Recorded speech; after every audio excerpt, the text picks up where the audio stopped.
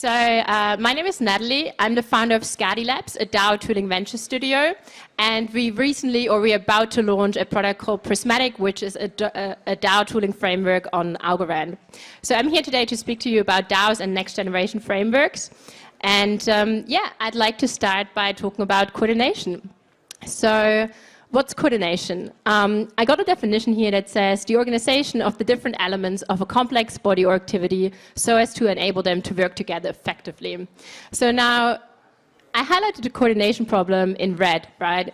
So what does it even mean to work together effectively? You can probably imagine when you kind of apply that problem to humans or to groups of humans, it sounds pretty complicated. So the question is, how do we solve the coordination problem? Do we define some kind of general concept of what ideal coordination maybe looks like and then optimize that model? Do we form groups? If we form groups, how many groups should we form? Who should be in which group?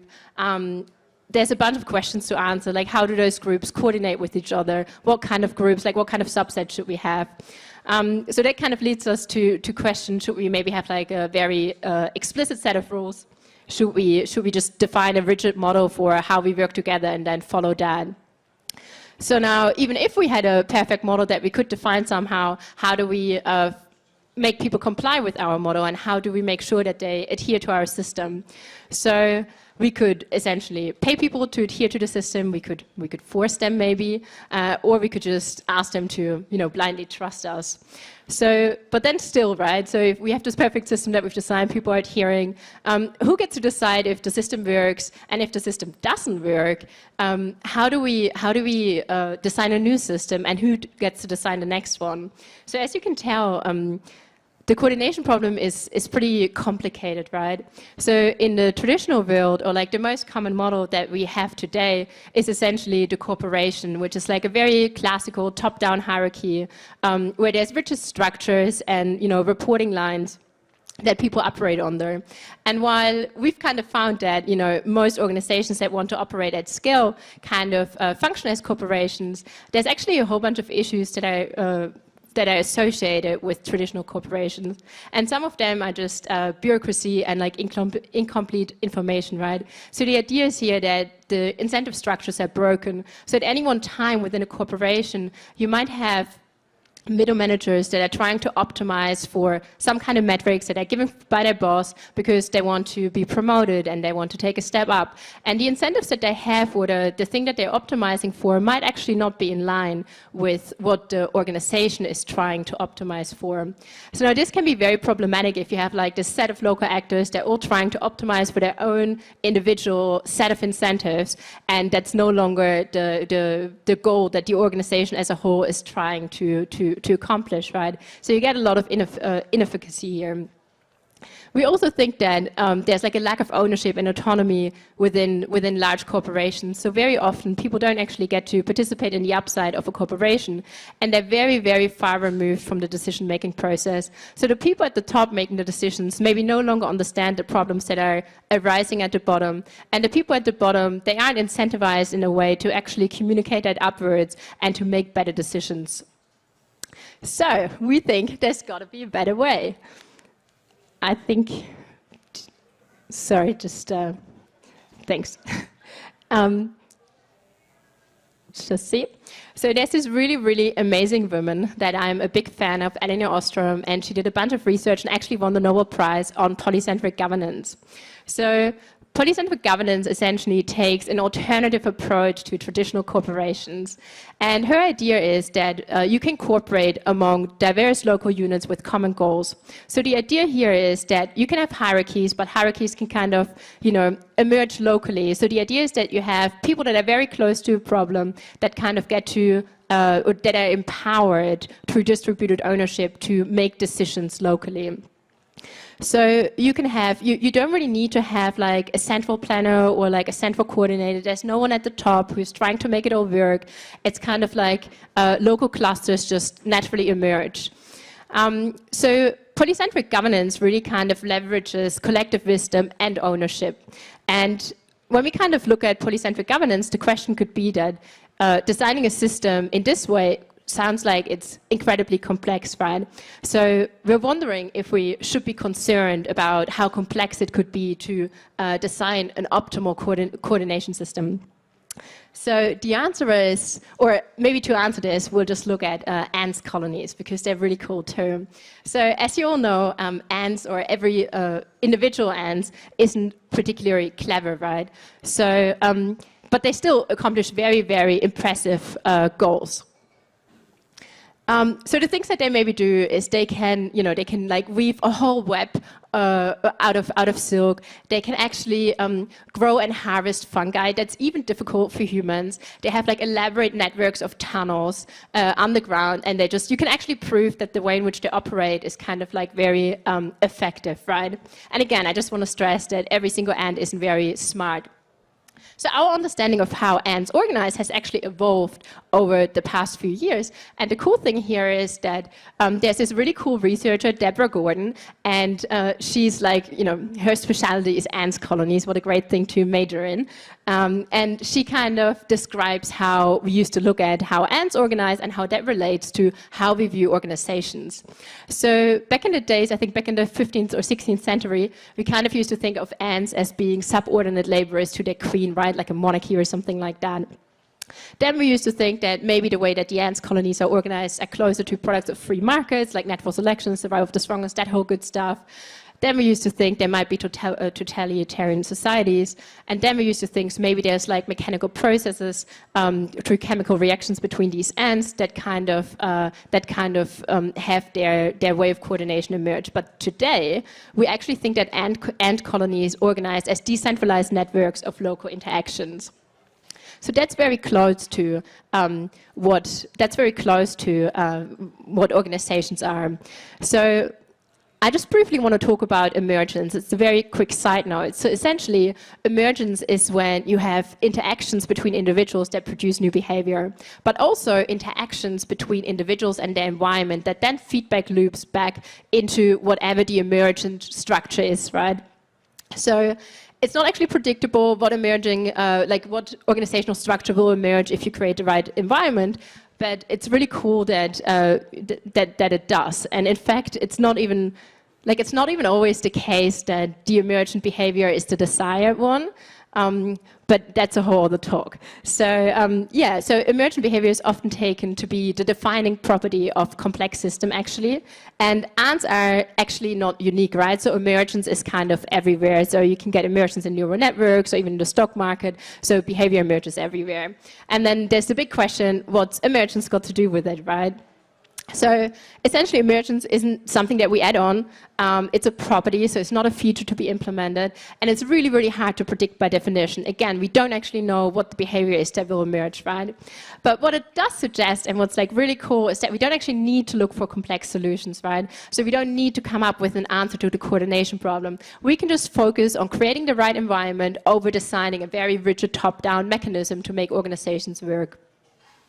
So I'm going to speak a little faster because the time, but basically we want to embrace self-organization, right? So self-organization is basically a structure that emerges from emergent behavior, and the process kind of relies on soft governance. So the idea here is that actually within DAOs and within organizations, one common feature that we have is trust. And I know that in the blockchain industry, we love to speak about, everything on chain and trustless, but within DAOs and communities that kind of self-select to work together on a cause that they care about, there's actually a lot of local trust, right? Real trust between real humans that should be leveraged. So hard governance is kind of a very formal mechanism. So anytime you're trying to define a governance mechanism and you're doing that within a smart contract, we love smart contracts, obviously, but they're, hard to update. They're very rigid. They're very, defined. So essentially, it goes back to the thinking of, do you want to define an organizational structure that's predefined top-down or something like that, or do you want to create the right environment for the optimal organizational structure to emerge? So we've been looking at the internet, right? And we love the internet. We all spend a lot of time on the internet, and I'm pretty sure that most people in this room, just like myself, have devoted a lot of time in their life to actually create organic, loosely affiliated online communities like, Wikipedia, GitHub, the World Wide Web in general. I think the internet has really shown how powerful it is if you bring people together that work on on a common cause that they care about, and that's really, really exciting. So the internet, in a way, is kind of the embodiment of self-organization, right? And what we want to do is basically add an incentive layer to that so that we have online communities plus ownership, which we think a blockchain enables.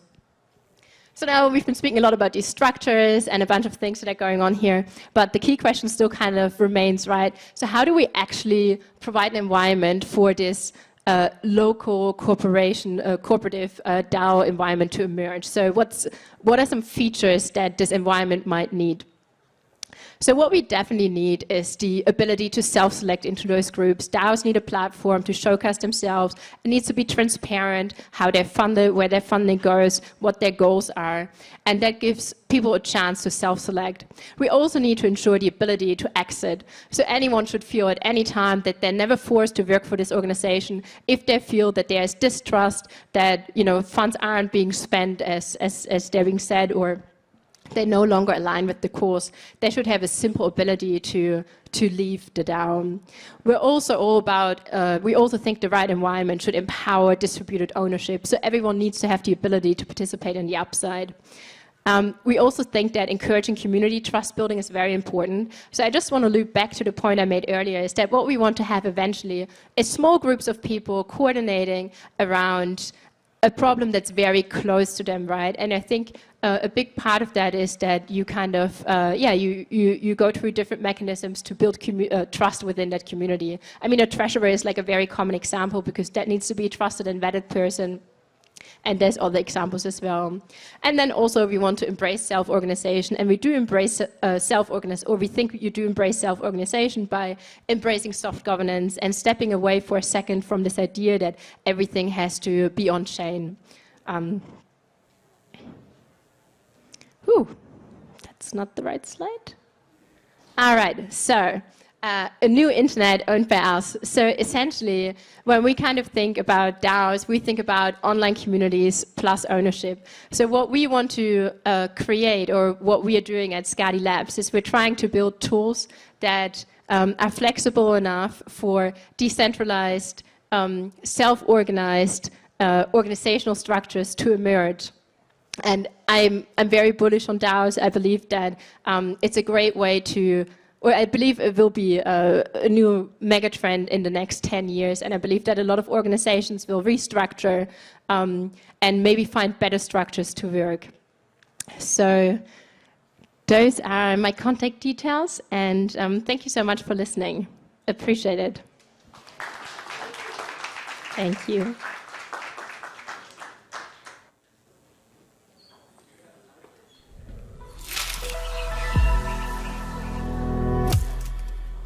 Questions?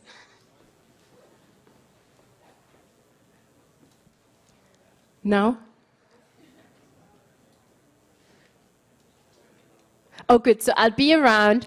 I'll stick around the room for like another 45 minutes. And yes? Whatever's good for you.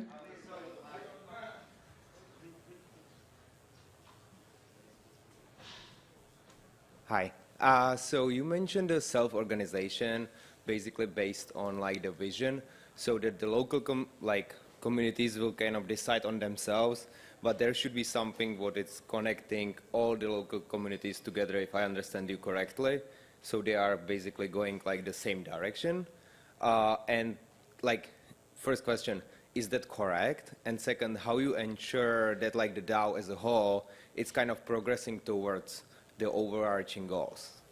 Yeah, so I mean, it's a great question. I think that people kind of self-select into a DAO with, with a common goal, but we don't really think that there has to be like a central planner or like, an overarching kind of ruler who makes sure that everyone at the same time like marches into the same direction. We really think that having local groups of people that work on an issue that's aligned with the overall value statement of the DAO, right? That's like the first reason that the group assimilates, will make sure that they march into the same direction.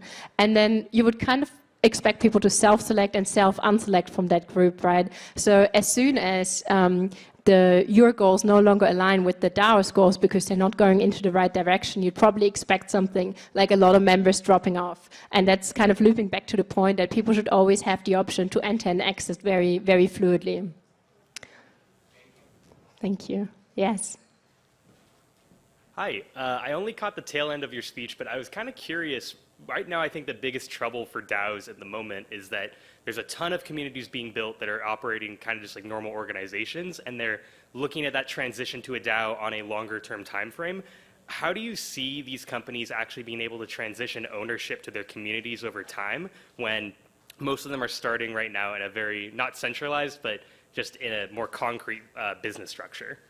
Yeah, I mean, I think it's a great question. I actually think that a lot of organizations that are being transformed into DAO, like a lot of problems arise from that. What I'm actually excited about is like entirely new structures of organizations bubbling to the top, as opposed to us trying to take an organization that already works perfectly fine and then slapping a DAO label on top of it. Unfortunately, very often it no longer means very much to call something a DAO, right? Sometimes people just mean, oh, we have a multi-sig or something like that. So when I kind of, I mean, and that, you know, depends on how you define DAO as well. There's a ton of definition. But I guess what you're kind of alluding to is these, you know, protocols coming together. They have like a team of core developers, and what they want to do now is to kind of transition to a way to hand over ownership to the community, right? So I think you can only start handing over ownership to the community once when things are kind of lined up, right? So you need a core team of people, again, back to local clusters, that really cares about something like strongly and develops it before you can hand it back to the community. And then you just want to, I mean, in my head, everything is an incentive problem, right? So you want to create the right incentives for those people to want that ownership, to want to assume that ownership.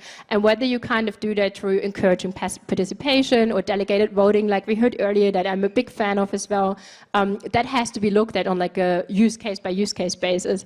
But more broadly, I would just say that you know, same thing with NFTs. Like, I know that right now we all have this idea of what a DAO may or may not be, but the cool thing is that the DAO will allow us to have like these completely new structures and new businesses that we haven't heard of yet. I don't think every protocol has to be a DAO. I don't think every company or every business has to be DAO. And yeah, again, I think very often right now we're just programming like a known structure into something that it doesn't have to be. Gotcha, thank you. Any more questions? Cool. Well, I'll be around the room for like another 40 minutes. So if anyone wants to chat, love to connect. And yeah, look us up. We are Skadi Labs. We're just about to launch Prismatic, and love for everyone to reach out. Thank you.